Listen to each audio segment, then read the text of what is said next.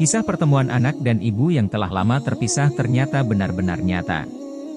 Ekspresi kebahagiaan tampak dari mata Ajeng Ayu Salma, 19, setelah bertemu dengan ibunya selama 15 tahun berpisah. Awal kedatangan, Ajeng tak menampik sempat canggung. Pertemuan terakhir dengan ibu kandungnya saat masih berusia 4 tahun. Setiba di rumah ibunya, Ajeng bertemu dengan dua adik sepersusuannya. Masing-masing kelas 2 SD dan 6 SD. Disinilah Ajeng juga harus menyesuaikan diri.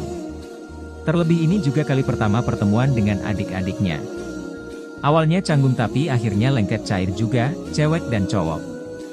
Di Blitar aku anak tunggal, di sini jadi kakak. Kalau Deka Bogor jadi anak tengah, katanya. Ajeng menceritakan masa kecilnya. Lahir di Bogor pada 1 Maret 2002. Sosok D sendiri merupakan istri kedua dari ayahnya yang berinisial R. Sejak bayi hingga usia 4 tahun, Ajeng diasuh oleh nenek dari ayahnya. Ayah dan ibu kandungnya memutuskan untuk berpisah saat Ajeng berusia 2 tahun. Lalu pada usia 4 tahun, Ajeng dibawa oleh ibu kandungnya. Untuk kemudian diberikan kepada orang tua angkat di Jakarta. Saat duduk di bangku kelas 1 sekolah dasar, orang tua angkat mengajak Ajeng pindah ke Palangkaraya, Kalimantan Tengah.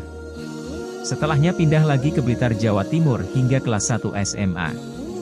Hubungan yang kurang harmonis dengan orang tua angkat membuat Ajeng nekat kabur ke Malang, Jawa Timur. Kala itu Ajeng sudah berusia 16 tahun. Lalu pada medio 2019 Ajeng berkomunikasi dengan adik kandung ayahnya melalui Instagram. Oktober 2019 dijemput kakak tiriku dan sampai sekarang aku tinggal di Bogor bersama mereka. Tapi papa sudah meninggal 4 tahun sebelumnya.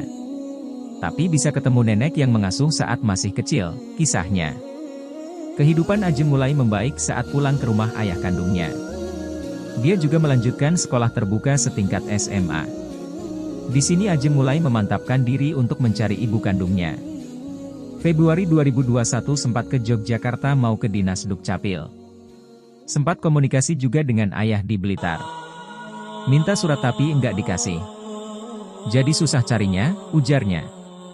Kepergian ke Yogyakarta kala itu atas respon unggahan di media sosial Twitter.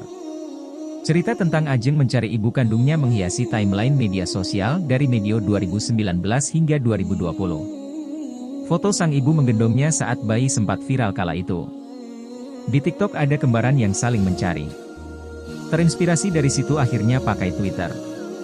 Responnya banyak dan banyak yang bantu, katanya. Setelah bertemu ibu kandungnya, Ajeng bercerita tentang kehidupannya. Perpisahan selama 15 tahun dia lampiaskan dengan temu kangen. Sepekan lebih Ajeng bisa bersilaturahmi dengan ibu kandungnya. Setelah ini Ajeng akan kembali ke Bogor. Tujuannya untuk merampungkan jenjang pendidikannya. Apalagi dalam waktu dekat akan menjalani ujian kelas 12 SMA. Nanti sekitar tanggal 20 September pulang dulu. Sekarang sudah kelas 12 SMA, mau fokus ujian dulu. Masalah mau kuliah di mana itu nanti, ujarnya.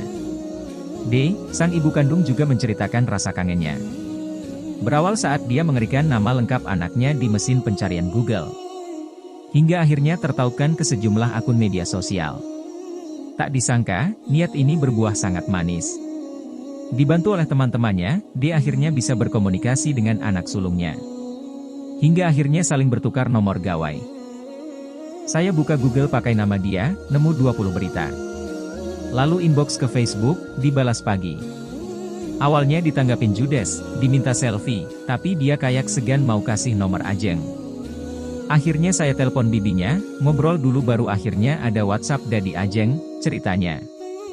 Setelah komunikasi terbuka, hampir setiap hari ibu dan anak ini saling bertelepon. Tak tanggung-tanggung, terkadang waktu telepon bisa mencapai 5 jam. Bahkan saat itu berkomunikasi dengan panggilan video. Untuk memberikan rasa nyaman, D juga sempat konsultasi kepada temannya. Hasilnya, D jangan egois saat bisa berkomunikasi dengan anaknya. Walau membendung rasa kangen, namun juga tetap memberikan kebebasan kepada anaknya.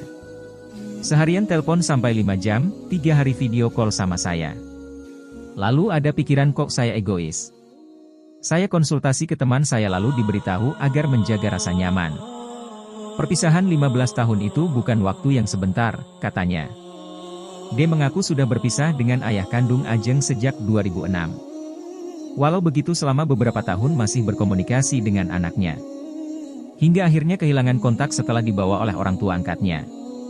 D menyadari, tindakannya saat itu tidaklah tepat. Alih-alih mengasuh anaknya sendiri, justru memberikan kepada temannya. Rasa penyesalan masih terpatri di benak D hingga saat ini. Dia tak mempermasalahkan jika Ajeng marah pada dirinya. Pernyataan ini dia lontarkan saat melakukan telepon dengan anaknya. Terlontar kembali saat akhirnya bisa bertemu secara fisik. Saya bilang mau marah sama mama, terserah, saya sudah siap. Ini konsekuensi. Saya senang ketemu anak saya sehat, enggak ada kurang apapun. Bersyukur saja, semua masalah ada hikmahnya, ujarnya. D juga membebaskan keinginan Ajeng untuk memilih tinggal dengan orang tuanya. Apalagi saat ini Ajeng memiliki 3 orang tua sekaligus. Keluarga ayah kandung di Bogor, keluarga angkat di Blitar, dan ibu kandung di Yogyakarta. Bebaskan agar dia nyaman, pilihannya mau ikut siapa. Ada saudara, ada orang tua 3. Saya sudah senang sekali, berdoa enggak putus-putus bisa ketemu anak.